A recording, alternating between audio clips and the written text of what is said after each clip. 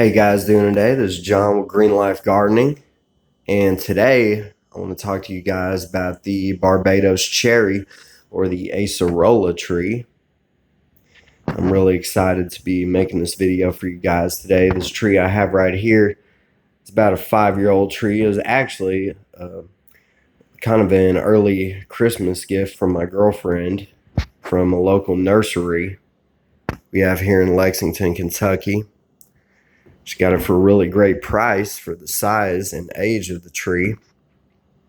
And I'm going to talk to you about this tree today. A few things about it, actually.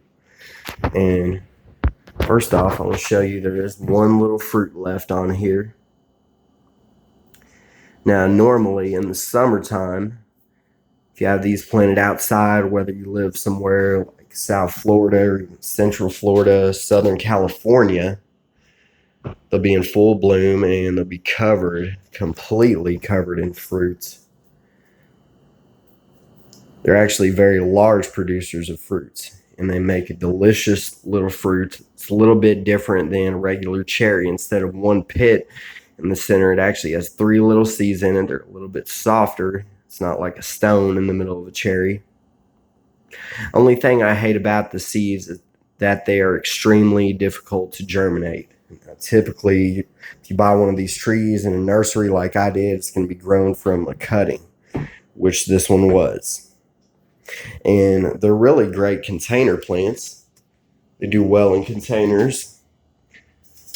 Actually don't mind being really root bound because they are really tropical plants. The jungles of Central America, northern parts of South America. And this one's pretty root bound in here. As you can see, the roots are starting to pop out at the top. Typically, you would want to transplant a tree this large by now, and about 5 years old. And typically, at this age, it would be a lot taller. It would be about 8, 9 feet tall. They are somewhat fast-growing trees. Not the fastest growing trees. They're not the slowest growing either.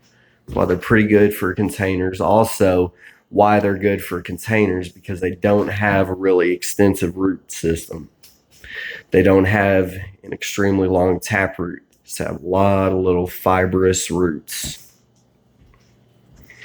And if you pick up a tree like this from a nursery, no matter what age it is, whether it's just, a fresh new cutting, only 6 inches, a foot tall, or if it's a 5-year-old tree like this, you're going to want to transplant it if it's extremely root bound, like this one is, which I'll be transplanting this soon. You're going to want to transplant it into a good cactus mix, maybe a citrus mix, something with coconut coir, perlite, organic compost even, mixed in with your trace minerals like your azomite rock dust and mycorrhizal fungi for nutrient uptake. Then you're going to want to fertilize these about twice a year. Something high in nitrogen twice a year, something like fish emulsion with some seaweed extract. Now, when it comes time for these to fruit in the summertime, June, July, maybe May, if you live somewhere like South Florida and you have them growing outside your yard and they're established in the ground, you're going to want to use something with higher phosphorus and potassium for fruit setting and flowering. And they do produce really beautiful little pink flowers. There aren't any on this tree right now at the moment. But I'm hoping come springtime, there will be, spring and summertime, here in Zone 6B in Lexington, Kentucky. These are somewhat cold sensitive trees. They're cold sensitive, or they're cold hardy down to about 28 degrees Fahrenheit.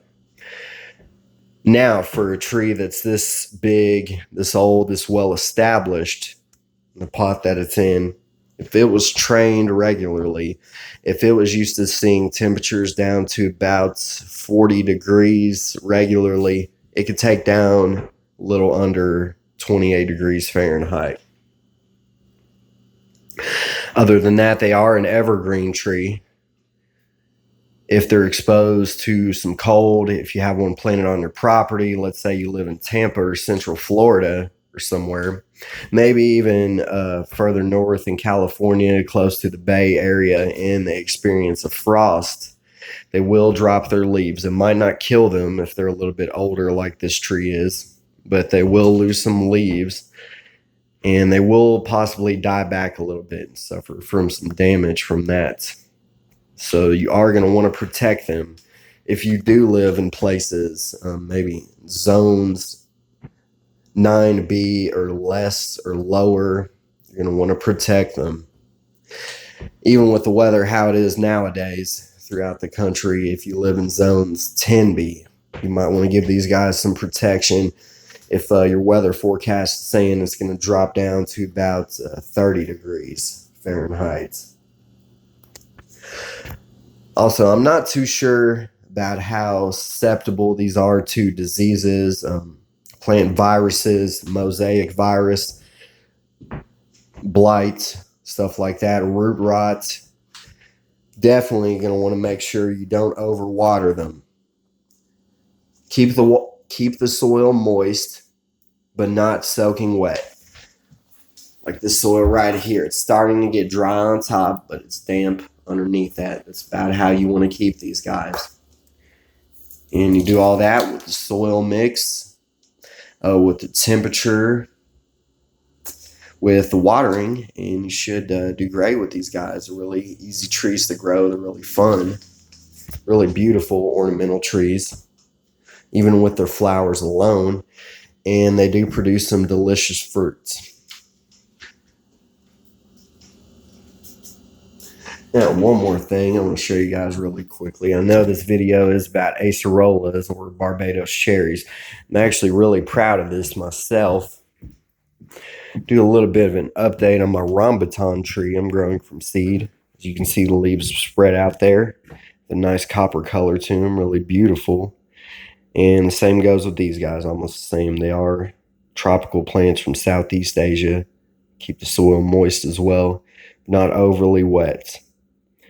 Should have some beautiful, lush growth like that right there.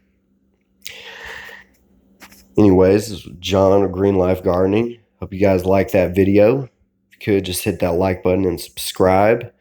And springtime, I'm going to do an update video on this Acerola tree.